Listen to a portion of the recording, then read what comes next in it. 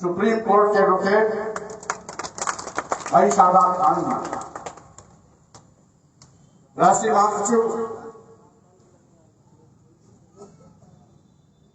जो इस यात्रा में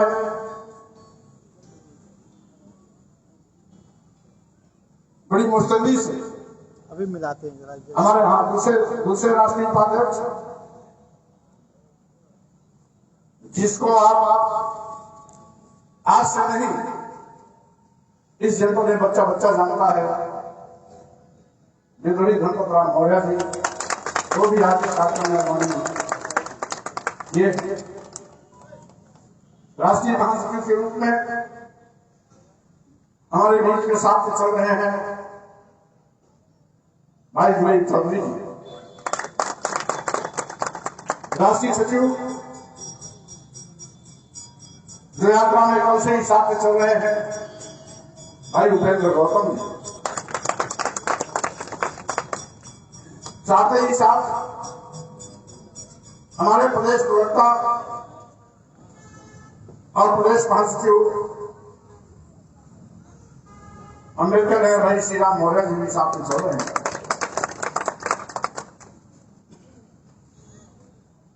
जिनकी देख रेख में भव्य कार्यक्रम हुआ, प्रदेश प्रवक्ता एवं महासचिव भाई आपके मौर्य जी भी आपके बीच में उपस्थित। इसी के साथ ही साथ जौनपुर प्रभारी के रूप में जो बड़ी तेजी और मुस्तैदी के साथ लगे हैं भाई राम लखन मौर्य जी भी यहाँ पर मौजूद हैं। साथियों,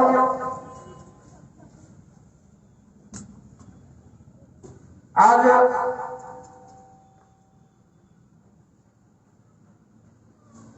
पूरे दिन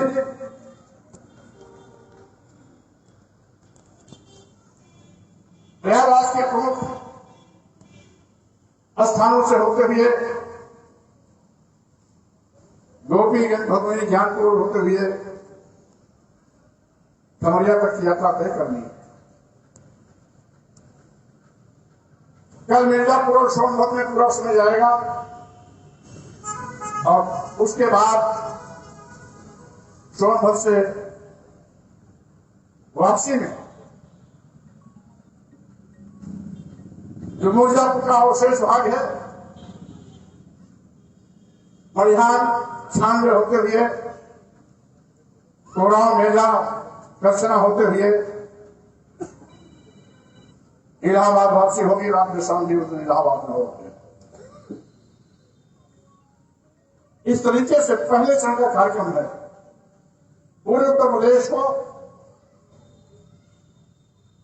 हम 9 चरणों में इस यात्रा के माध्यम से जनता के बीच तक पहुंचने का प्रयास कर रहे हैं। ये पहला चरण है और दूसरे चरण की शुरुआत हम 2 अप्रैल से करेंगे, जिसमें बस्ती मंडल और गोरखपुर मंडल शामिल रहेगा। बस्ती मंडल, गोरखपुर मंडल के सभी जिलों को दूसरे मंडल में हम कवर करेंगे। इसी तरीके से चरणवार यात्रा की तिथि और किस मंडल में कार्यक्रम होना है, विस्तार से कार्यक्रम बीच बीच में घोषित किया जाता रहेगा। आज यहां पर हमारे सम्मानित जिलाध्यक्ष सहित इस जिले के सभी पदाधिकारी, सम्मानित साथीगण,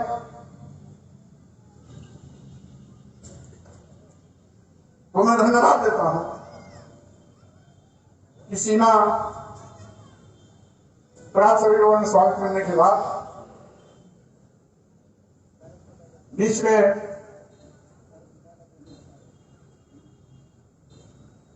मऊ, आयना, सराव, शिवगढ़ होते हुए विभिन्न स्वागत के माध्यम से यहां तक आपके बीच में लाने का काम किया। सभी जिले के पदाधिकारियों को मैं बहुत धन्यवाद देता हूं। और साथियों, चूंकि मकसद बड़ा है, आज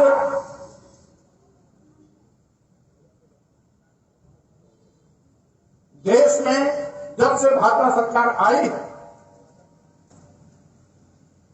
सरकारी नौकरियां गायब हो गई। करोड़ों नौजवान पूरे देश में बेरोजगार घूम रहा है, उसके सामने रोजी रोटी का संकट है। महंगाई आसमान पर है, आम लोगों का जीना दूभर हो गया। किसानों को लाभकारी मूल्य देने का वादा करने वाली भाजपा सरकार आज तक लाभकारी मूल्य तो नहीं दे पाई। अलबत्ते किसानों पर लाठीचार्जबाजी, 3 साल से लगातार किसान दिल्ली के सीमा पर धरना दे रहा है। आज सबसे ज्यादा किसान शहीद भी हो गए, लेकिन सरकार का दिल नहीं पसीजा। लाभकारी मूल्य देना तो दूर, आपकी उपज का न्यूनतम समर्थन मूल्य भी आप तक घोषित नहीं किया। छुट्टा जानवरों का आतंक किसानों पर भारी पड़ रहा है। छुट्टा जानवर किसानों की फसल को चढ़कर चौपट कर दे रहे हैं। किसानों को रात दिन एक कर अपने फसल को तारने की नौबत आती है। प्रधानमंत्री कहते हैं हम 6,000 रुपया सालाना किसान सम्मान निधि देते हैं। अरे माननीय प्रधानमंत्री नरेंद्र मोदी जी, आप 6,000 रुपया सालाना देते हो ना, लेकिन तुम्हारे छुट्टा जानवर किसानों की लाखों की फसल चढ़ करके चौपट कर दे रहे हैं, उसकी कीमत कौन देगा? स्वामी प्रसाद मौर्य जिंदाबाद, जिंदाबाद जिंदाबाद, अपनी जनता पार्टी जिंदाबाद, जिंदाबाद जिंदाबाद। आज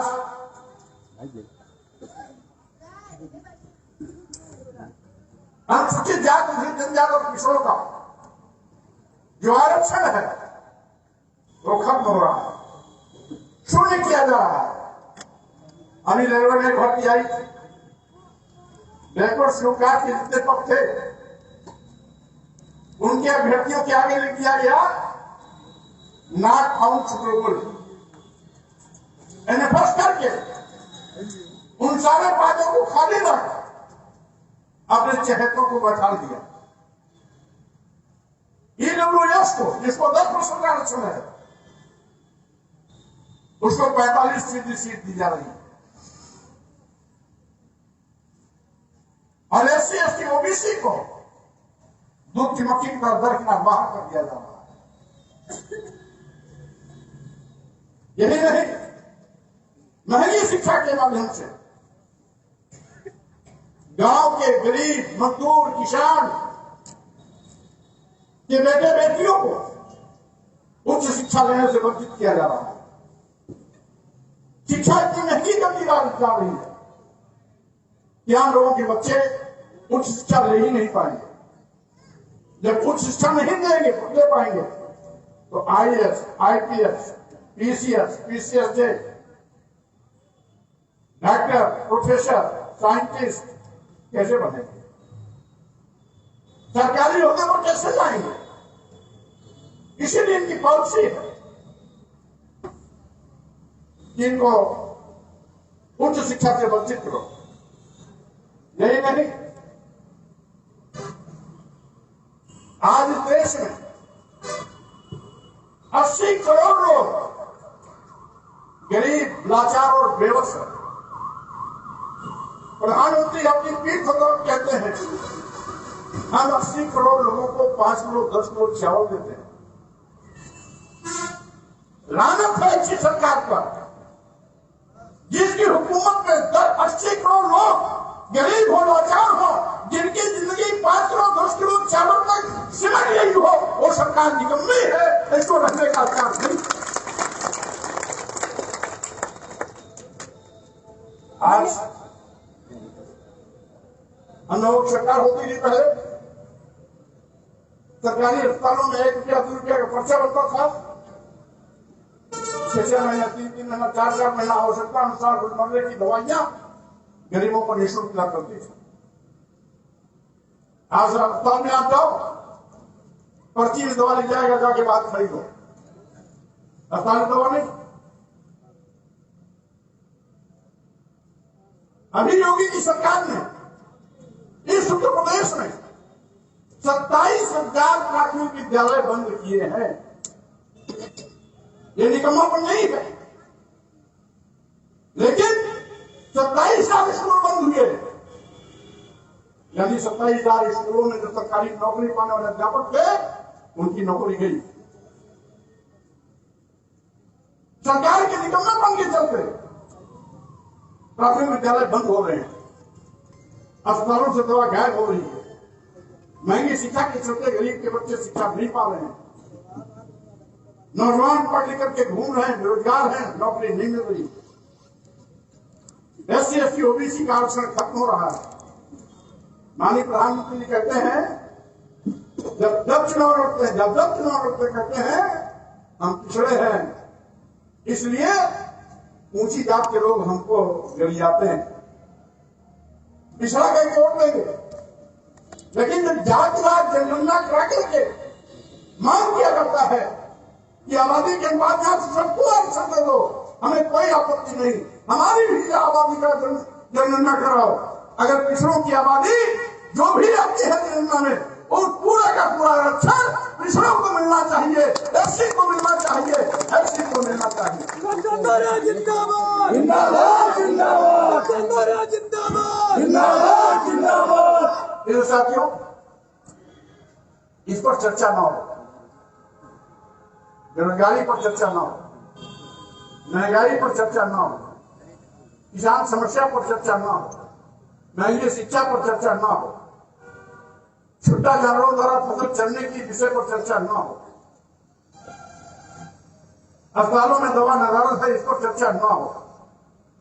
इसलिए ध्यान भटकाने के लिए सत्ता में बैठे हुए लोग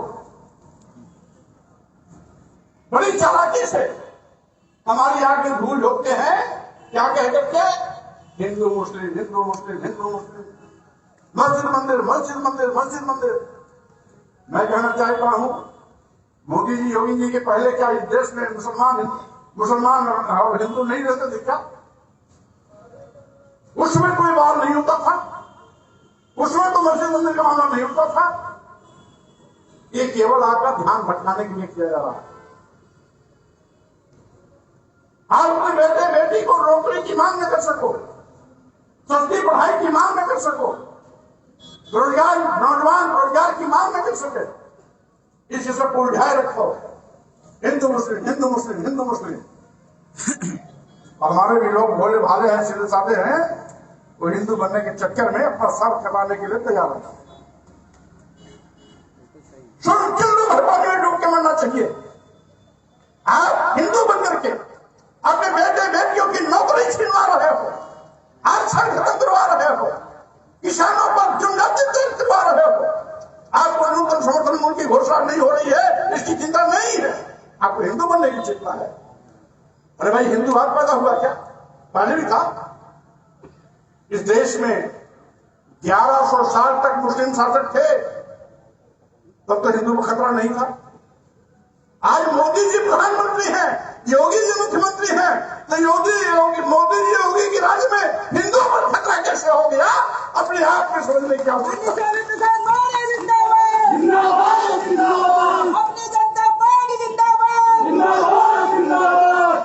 ये आपकी भावनाओं को भड़काना चाहते हैं, ये आपकी भावनाओं को भड़काना चाहते हैं। हिंदू मुसलमानों का जो भाईचारा है खत्म करना चाहते हैं। हम भी गांव में पैदा हुए, हमारे भी गांव मुसलमान है। जब भी हमारे यहाँ होली दिवाली होती थी, मुस्लिम समाज के लोग आते थे, गुजिया खाते थे, और उनके यहाँ जब ईद का त्योहार होता था, हम भी जाते थे, सवई खाते थे। जो हिंदू मुस्लिम का भाईचारा था, होली और ईद दोनों भाईचारे के त्योहार है। दोनों त्योहारों में लोग एक दूसरे गले मिलते थे। आज एक दूसरे के दुश्मन बन के खड़े दिखाई पड़ रहे हैं। क्यों?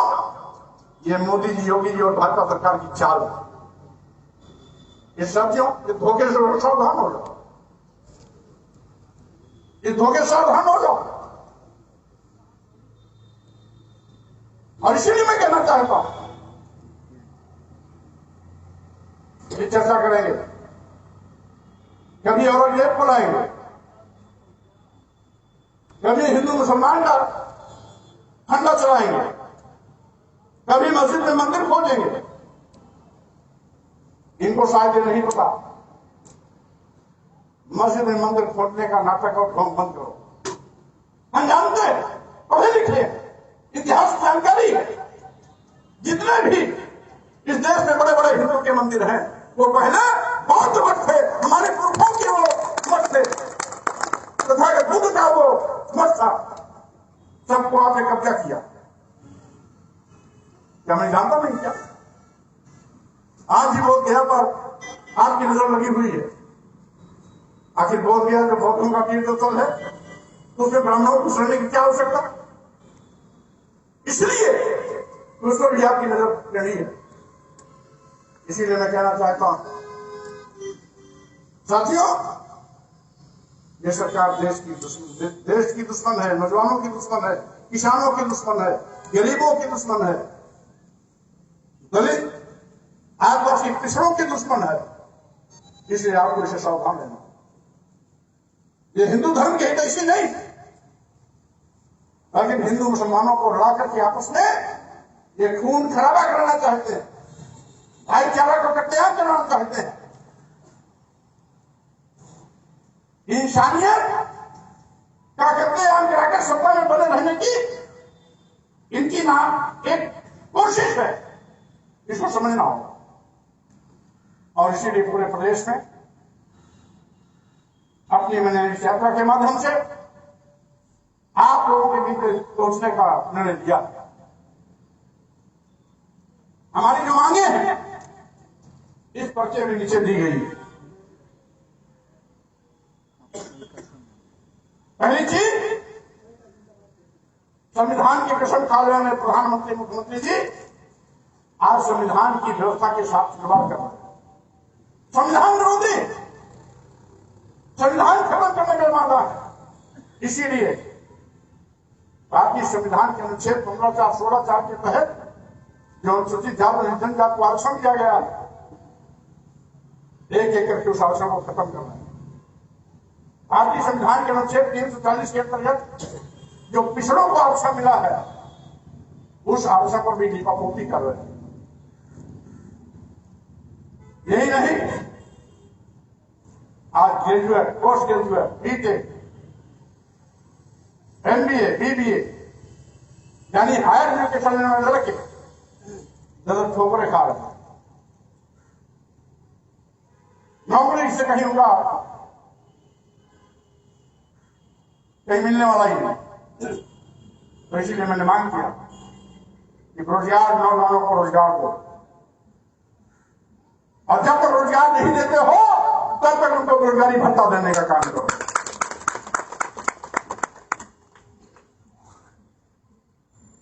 संविधान द्वारा जो आरक्षण दिया गया है 100% उसका क्रियान्वयन करो।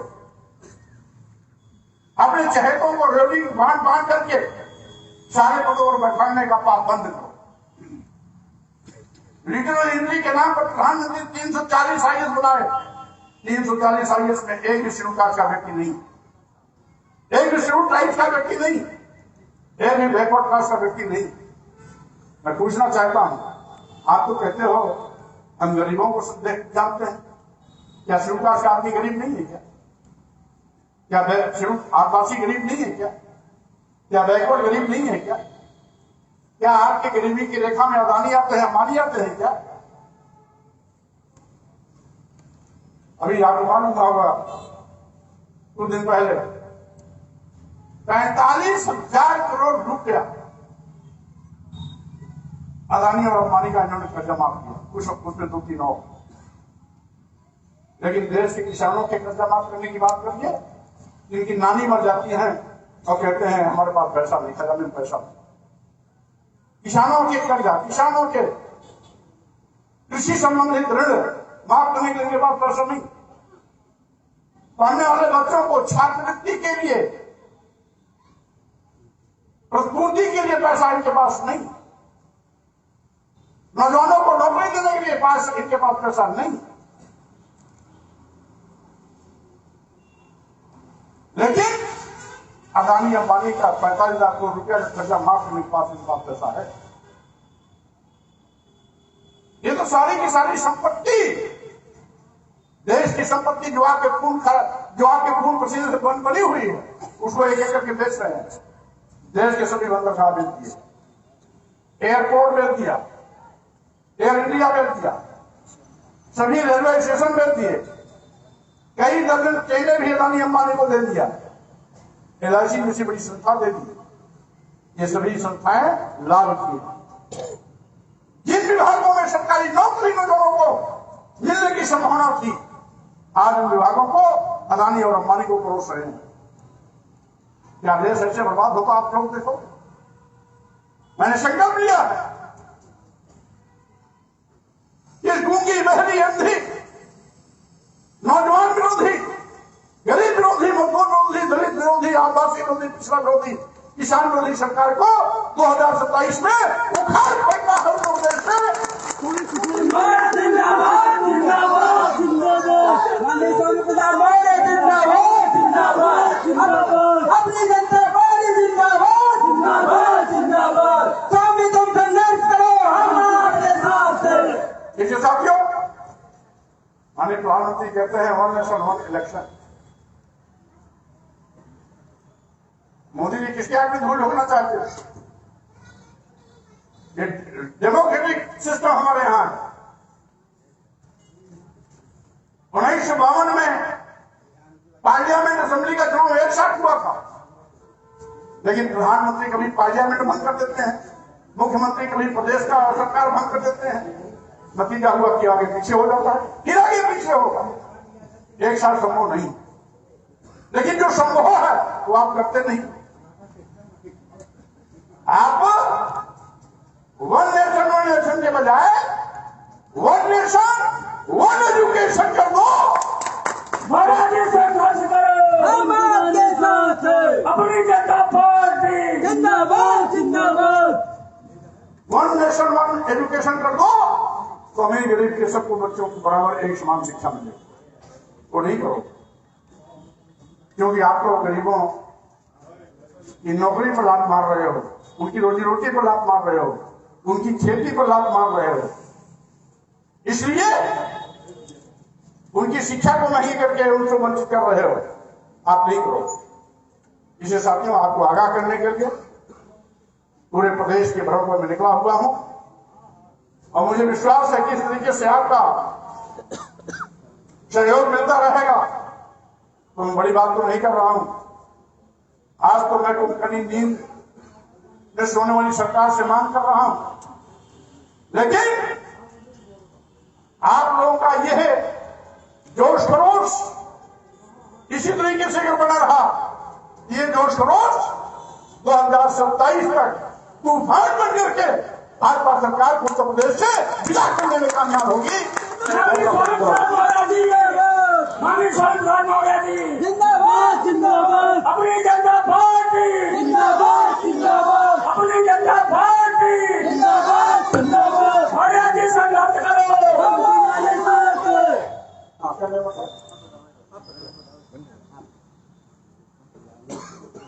हाँ, मुझे नहीं मांग दिया। पुरानी पेंशन बहाली की मांग मैं पहले से करता रहूं, इस भी हमारे एजेंडे में है। और एक एजेंडा अपने और है महत्वपूर्ण। आज ईवीएम मशीन पर हर जगह उंगली उठती है, सबसे बड़ा मुद्दा। सबसे बड़ा मुद्दा। जब भी चुनाव होता है तो ईवीएम पर उंगली जरूर उठती है। ईवीएम मशीन का शुरुआत उपयोग हुआ था जापान और अमेरिका से। वहां के लोगों ने जब ईवीएम पर सवाल खड़ा किया तो अमेरिका जापान दोनों की सरकारों ने ईवीएम को बाइकाट कर दिया और वोटिंग मशीन बैलेट पेपर के माध्यम से फिर से वहां पर वोट की व्यवस्था बहाल कर। यहां भी मैं कहना चाहता हूं, अगर ईवीएम मशीन से वोटिंग का दुरुपयोग नहीं हो रहा है तो मोदी जी इस ईवीएम मशीन से चिपके क्यों है? इसका मतलब है इस ईवीएम मशीन से उनको कोई कहीं फायदा है? इसीलिए छोड़ना नहीं चाहते। जब अमेरिका और जापान जैसे देश जो तकनीकी में इस समय सबसे टॉप पर है, वो ईवीएम मशीन को टाटा बाय बाय कर दिया, तो मोदी जी और निर्वाचन आयोग भारत सरकार से मेरी अपील है कि देश में भी ईवीएम मशीन को बाहर करो, बैलेट पेपर के माध्यम से फिर से चुनाव करो, जिससे कि आपके ईवीएम मशीन और सिस्टम पर कोई उंगली न उठाए। माननीय महाराज जी संघर्ष करो, हमारे साथ हैं। महाराज जी संघर्ष करो, हम तुम्हारे साथ साथियों, हैं। बहुत से कार्यक्रमों में जाना है, इसीलिए आप सभी से मेरी अपील है कि जो मैंने बात कही है इसको गांठ बांधे, भाजपा के झांसे में ना आए। आज बड़े पैमाने पर आपका अहित ये सरकार कर रही है, आपका ध्यान उस पर न जाए, इसलिए आपको बरगलाने के लिए हिंदू मुस्लिम और मस्जिद मंदिर का मुद्दा उछालती रहती है। इससे आपको सावधान रहने की आवश्यकता है। इन्हीं शब्दों के साथ आप सबको बहुत धन्यवाद देता हूं, अपनी बात को विराम देता हूं, विदा लेता हूं। जय भीम, जय भारत, नमो बुद्ध।